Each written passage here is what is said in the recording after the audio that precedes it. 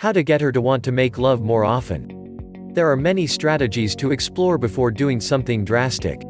If you are someone whose sexual desire needs no boosting, but your partner is not, that doesn't mean that you need to sit back and wait for him or her to change. You are equally responsible for changing how you handle this issue. Following are 9 tips to approach your partner in ways that will increase the likelihood that she or he will want to be close to you. 1. Don't take it personally. Differences in sexual desire within couples are very common.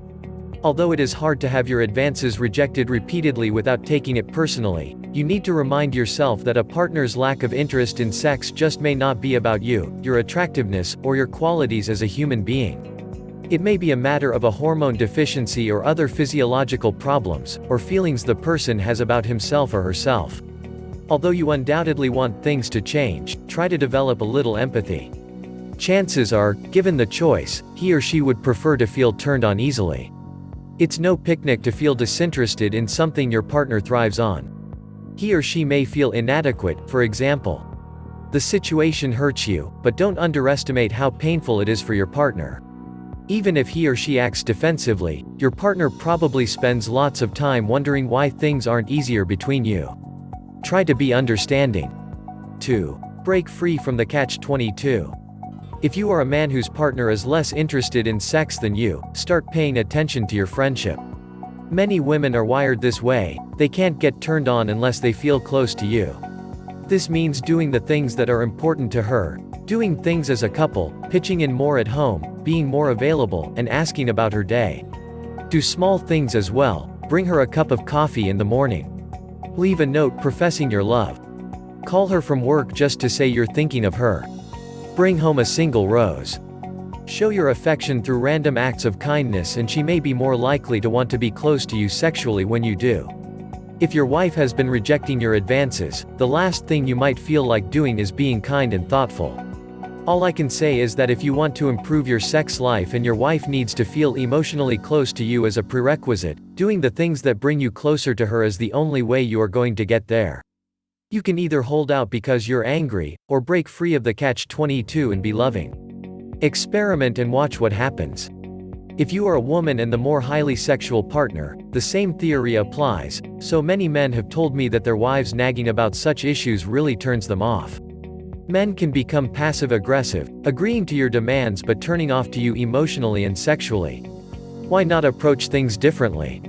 You might feel hurt, rejected, or unsexy because your spouse has been apathetic, but don't be critical, be kind and complimentary. Catch your husband in the act of doing something right and tell him about it.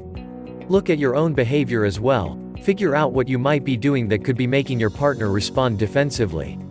Become more of the person he wants you to be and he might become more of the person you want him to be. 3. Do something different. Without knowing you, I can say with some certainty that your more of the same behavior has been to pursue your partner for sex. And if this has become a heated, ongoing issue, you've probably gotten into roles with each other. You pursue him or her for sex, and he or she declines. And the more you push, the more your partner feels pressured or angry and pulls away. It's time to try a new approach. First, back off for a while. No matter how attracted you might be to your partner or how ready you might be to make love, for a certain period of time you should commit to not approaching him or her. Do not initiate sex for a while and see what happens. Don't talk about the plan, just back off and wait. Sometimes the lower sexed person simply needs more time to allow his or her batteries to recharge. When the tug of war has ended, he or she might feel more amorous. It's worth a shot. Backing off isn't easy, especially if you're feeling turned on. But if you haven't tried it yet, at least for a few weeks at a time, put this in your short list of things to try. Also, stop talking about sex and focus on yourself for a change. You may have been so focused on your relationship, at least the sexual part of it, that you may have put your other needs aside. Rather than arguing about what is or isn't happening in your relationship, use the time to focus on yourself and find things to do that fulfill you. Go out with friends. Join a health club. Volunteer. Once your partner sees you focusing on yourself rather than your sex life, he or she just might want to be more involved in your life, in every way.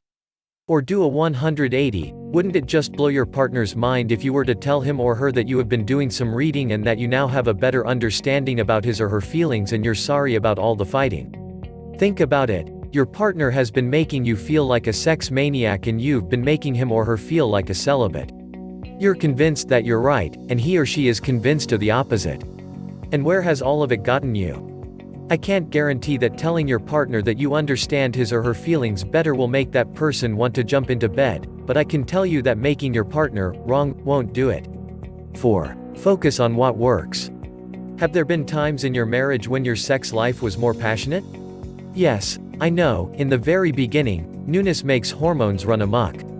But that is not the case any longer. Examine your marriage beyond the very beginning.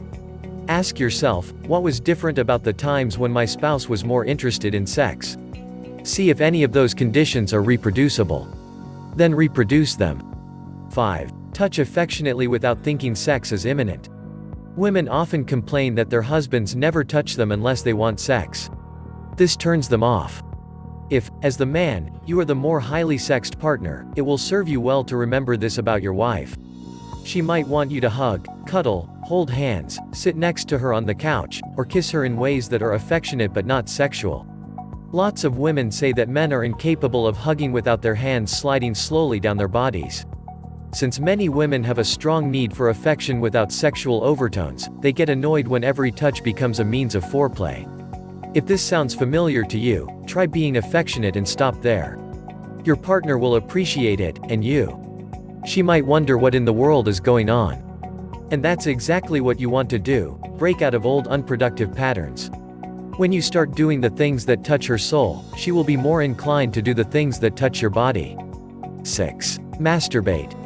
If your sex drives are so disparate, it's unreasonable for you to expect your partner to take care of each and every desire. You need to take responsibility for satisfying your own needs from time to time. In all likelihood, you are already doing this, but you may be resentful about it. That's not good or fair. Although your partner could try to meet you halfway, there will still be times when you are ready to go and he or she isn't.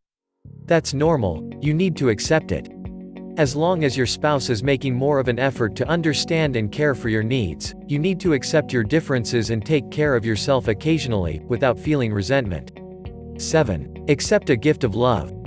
Sometimes, as things improve and your spouse tries to be more caring about your needs, he or she might decide to become intimate with you even though sex might not be a burning desire. Rather than feeling insulted or put off, you should accept this as a gift of love. In good relationships, people do things for their partners all the time that may not be exactly what they feel like doing at the moment. That's more than okay, that's real giving, when you give to your partner what he or she wants and needs whether or not you understand, like, or agree with it. Allow your partner to show his or her love by being sexual even if it wasn't his or her favorite thing to do at the moment. Accept the gift and appreciate it. Good relationships are built on this kind of caring. 8. Respect your partner's sexual prerequisites.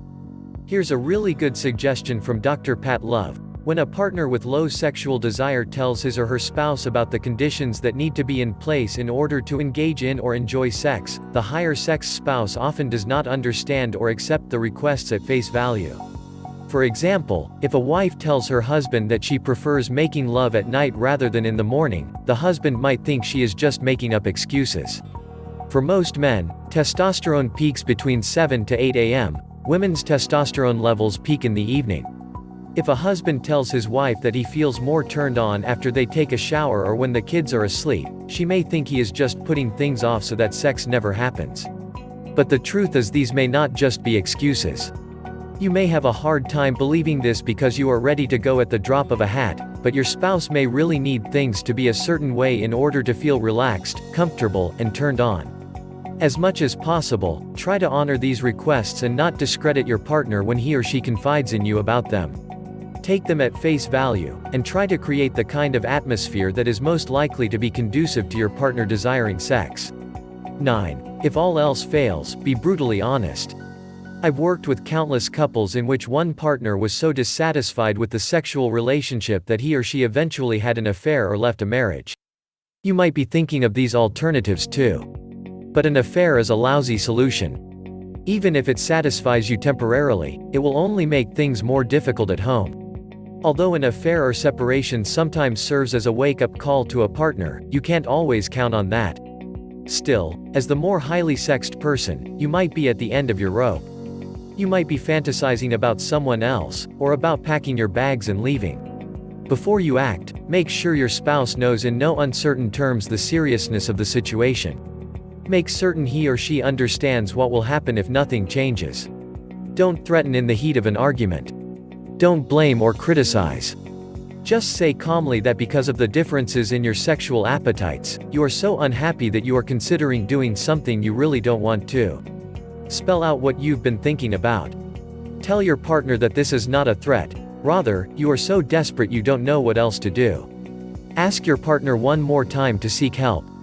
Then wait and see what happens. https://www.psychology.today.com/a/blog/divorce-busting/201001/9-tips-the-partner-hire-sex-drive?page=1